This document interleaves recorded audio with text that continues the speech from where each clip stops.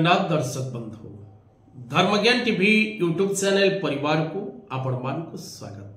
जो मित्र माने ये चैनल टी को लाइक शेयर और सब्सक्राइब करि नाहंती से माने लाइक शेयर और सब्सक्राइब करबा को कदापि भूलंतु नहीं। दर्शक बंधु आजिर कार्यक्रम रे आमे आलोचना करिबा वास्तुभित्तिक किछि कथावस्तु उपरे।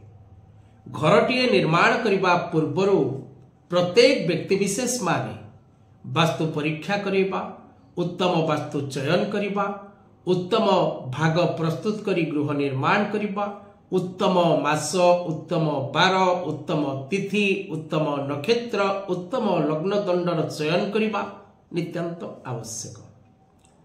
जो माने वास्तु को विश्वास करंती नाही से माने विश्वास करिबा को बाध्य होंतु, कारण वास्तुशास्त्र अनुसार निर्मित गृह आपण को सर्वदा सुख शांति आनंद देइथाय। यह होछि चिर सत्य। आपण जेपरि गोटे कर्मटी आरंभ करबा समय रे शुभ समय रे जदि कर्मटी को आरंभ करंती तेबे से कर्मर फल आपण को पई अत्यंत शुभकार कहिथाय। शुभ जोग रे, शुभ लग्न रे, शुभ मुहूर्त रे आपण जे कोनोसी काम करिवे तार फल निश्चित भाव रे शुभ हेबो। तो जतबळे आपण गोटे घरटी निर्माण करिवे, कारण घरटी आपण किछि समय पई तयारी करू नाहंती, घरटी निर्माण करूचंती आपणकर वंशधर मानक पई। तेनु घरटी जतबळे आपण निर्माण करूचंती सदा सर्वदा से गृहटी किपरि सुख प्रदान करिबारे सक्षम हबो, धन प्रदान करिबारे सक्षम हबो, निरोग रखिबारे सक्षम हबो, शत्रु विनाशक शक्ति से गृह रे रहिबा दरकार। तेबे से घरटी निश्चित भाव रे आपण को एवं आपण को परिवार को अनेक सुख शांति आनंद दबार क्षमता रखिबो। जदि गोटे चार्जर बल्ब आमे लगेइबा तेबे जेतिकी समय पर्यंत से बल्ब जलिबो ताहा चार्ज उपरे डिपेंड करे जे बल्ब टी केते चार्ज रे अछि एवं केते समय जलिबो। जदि आमे गोटे उत्तम भूमि चयन करी गोटे उत्तम वास्तु उपरे गोटे उत्तम भवन बा गृहटी निर्माण करूचे तेबे तार फल निश्चित भाव रे उत्तम रहिबो।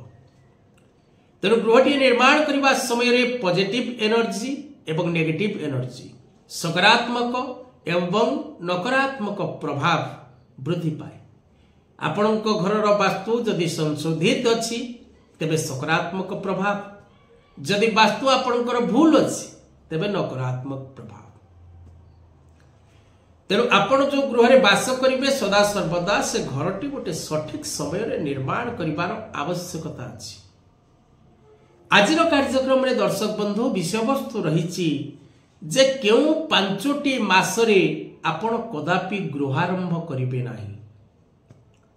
12 गोटी मास, 6 गोटी ऋतु, से 12 गोटी मासरु 5टी मास एपरि रहिछि जो 5टी मास रे आपण गृहारंभ करिबा अनुचित अटे। ए 5टी मास रे जदि आपण घरटी आरंभ करंती तबे निश्चित भाव रे आपण दुख भोग करंती, कष्ट भोग करंती, पीड़ा भोग करंती, अशांति भोग करंती, विपद भोग करंती, शारीरिक असुस्थता भोग करंती, ऋण रोग शत्रु पीड़ा रे आपण निश्चित भाव रे पड़ती। तेणु 12 गोटी मास मध्यरो 5 गोटी मास रहिछि जो 5टी मास रे आपण कदापि नूतन गृह निर्माण करंतु नाही। अनेक व्यक्ति विशेष माने प्रायतः यहाकू ग्रहण करिबा संभव नुहे, तथापि आपण निजर स्व अर्जित संबल द्वारा घर खंडे करबा को जाउचंती। से घरटी आपणक पई एवं आपणक परिवार पई हस खुशी किपरि आनिबो सेति पई ध्यान दबार दायित्व आपणकर। मानिले ठाकुर न मानिले पत्थर। ग्रहण करिवार थिले कार्यक्रम टी को देखि ग्रहण करंतु, नचेत नहीं। तबे जो 5टी मास रे आपण गृहारंभ करिवे नाही से 5टी मासर प्रथम मास होउची पौष मास। नवनिर्मित गृहर शुभारंभ बा गृहारंभ कदापि पौष मासरे करिवे नाही। पौष मासरे जदि आपण गृहारंभ करंती तेबे आपणक प्रति एवं आपणक परिवार प्रति विपद आसीथा। द्वितीय मास चैत्र मास। चैत्र मासरे कदापि गृहारंभ करंतु नाही। चैत्र मासरे गृहारंभ करबा द्वारा गृहकर्तांकर नानादि प्रकार शारीरिक असुस्थता शारीरिक पीड़ा भोग करने को पड़ता है। तृतीय मासटी ज्येष्ठ मास। ज्येष्ठ मास रे कदापि गृहारंभ करंतु नाही। चतुर्थ भाद्रव मास। भाद्रव मास रे मध्य नूतन गृहारंभ कर्म कदापि करंतु नाही। एवं 5 नंबर मासटी आश्विन मास।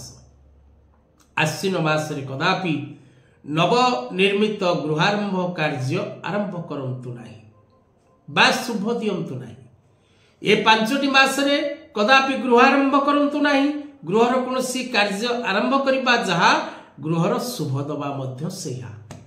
तेनु कदापि ए 5टी मासरे गृहारंभ करंतु नाही कि गृहर शुभ दियंतु नाही। ए 5टी मास को साडी अन्य 7 गोटी मासरे जदि आपणकर रवि सुधी रही गुरु सुधी रही समय शुभकारक रही उत्तम तिथि उत्तम लग्न उत्तम नक्षत्र उत्तम मुहूर्त देखि आपण निश्चित भाव रे गृहारंभ करि परिबे बा गृहर शुभ दे परिबे। आजिर कथा वस्तु को एठी रखिबा। जय जगन्नाथ।